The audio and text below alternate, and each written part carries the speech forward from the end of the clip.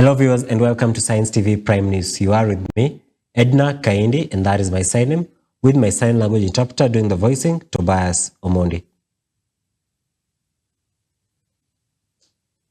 On to our news item. President William Ruto has proposed the creation of a 500 billion fund to support education for minority communities.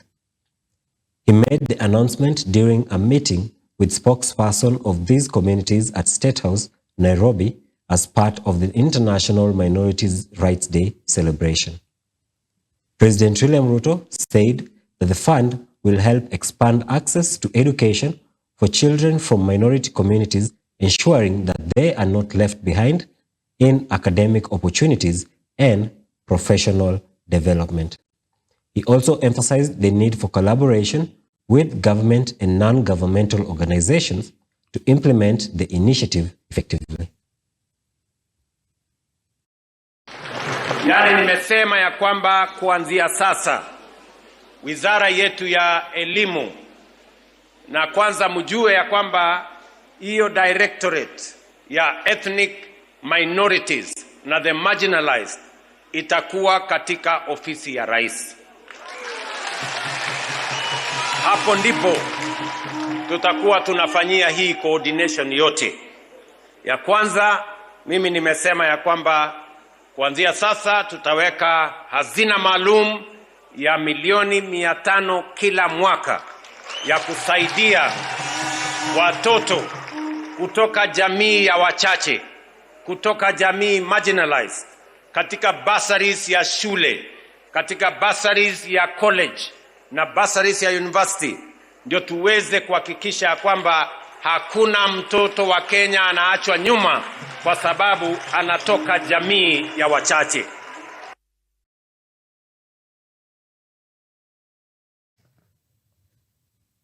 Still on the President William Ruto has raised concerns over the persistent poverty in parts of northern Kenya, revealing that 80% of Turkana residents and 70% of those in Marsabit and Samburu live below the poverty line.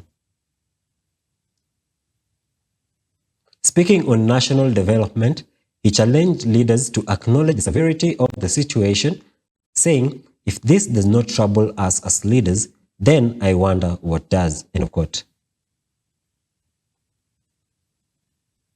While highlighting the slow progress since independence, President William Ruto noted that 40% of Kenyans still live below the poverty line 60 years after independence, stressing that this indicates serious flaws in the country's development agenda.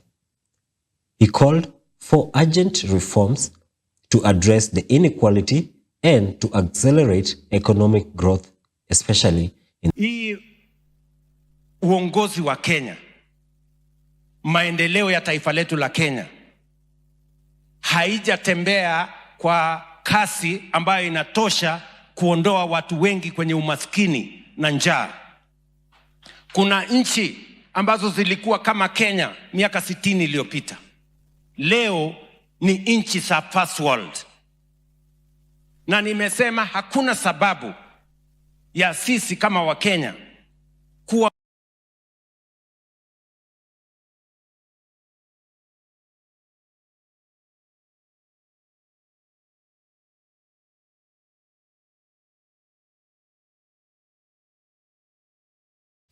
Moving on to other news, political rivalry is escalating in northeastern Kenya as Health Cabinet Secretary Aden Duale faces off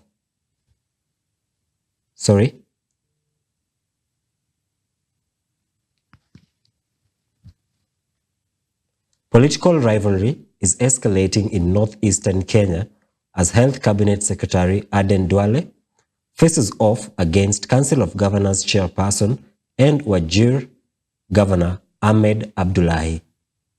Supporters of the two leaders have clashed amid a struggle for dominance and influence in the region. Wajir North Member of Parliament Ibrahim Sanei has openly criticized CS Duale accusing him of claiming overarching authority in the area. Sanei warned the local politicians must follow Duale's lead or risk being politically sidelined.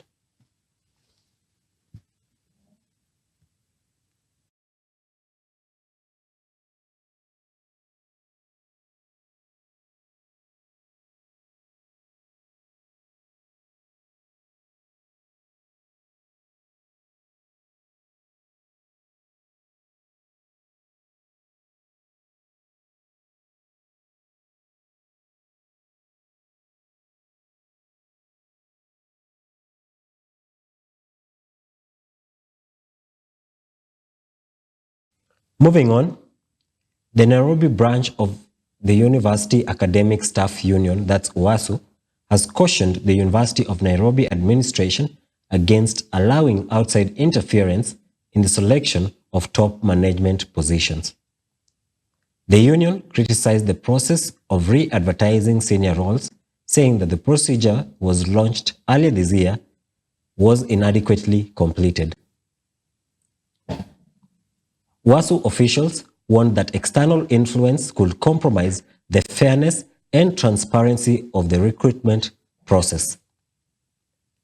They also stressed that the university must adhere to proper procedures and to ensure that appointments are based on competency and on institutional guidelines.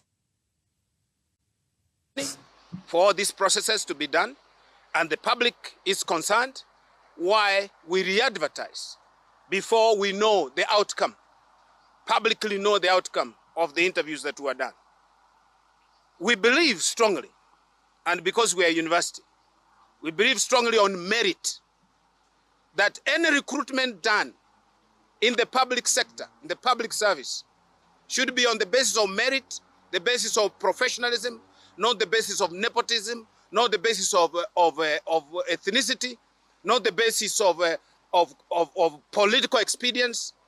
Any kind of operational involvement from any quarter that violates laid down university statutes, laws of the land, will be met not with just a scathing rebuke, but with swift actions that the union will deem fit. That past where the chancellor, be very clear about this, the past where the chancellor meddled in the daily operations of the university, as was with the previous chancellor. The days when the council overstepped their mandate and basically pitched camp in the university towers, those days are over. Finally, the national government and county leaders have agreed to reorganize key agricultural projects that are funded by the World Bank on an urgent basis to address the ongoing drought. Now, this decision aims to ensure that resources are directly sent to where they are most needed to mitigate the effects of water scarcity and food insecurity. Speaking after a high-level meeting in Malindi, Agricultural Cabinet Secretary Mutahi Kagwe emphasized that combating drought requires coordinated efforts between the national and the county governments. He also noted that aligning projects and interventions will enhance resilience and support affected communities. We have agreed that the counties are going to assess what actually we need to do in each county. For example, if it is building the feedlots, if it is the storage of material for syringes and hay and so on and so forth, that the counties will assess, determine where these mitigation measures and where the location of some of those things will be, so that in future we can prepare ourselves in advance. Because we know for a fact, as sure as day follows night, if we have got a bumper harvest, we are also at some point going to face the biblical drought at some point. We really want these programs to directly affect the farmer if he's purchasing, for example, having feedlots. We want the money to go and be put in feedlots. 85 to 15.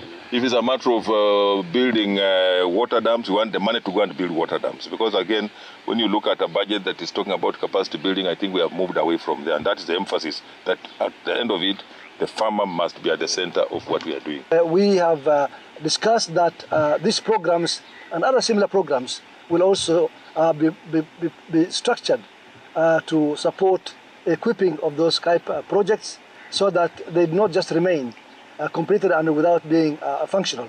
And again, I want to appreciate the minister and his team for also taking that aspect into consideration as part of the programs that we have been discussing.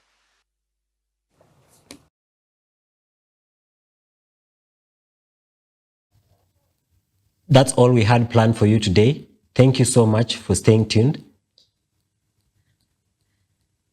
And thank you for joining me for the 7 p.m. news. You've been with me, Edna Kaindi, and that is my sign name, with my sign language interpreter, Tobias Omondi. Have a good night.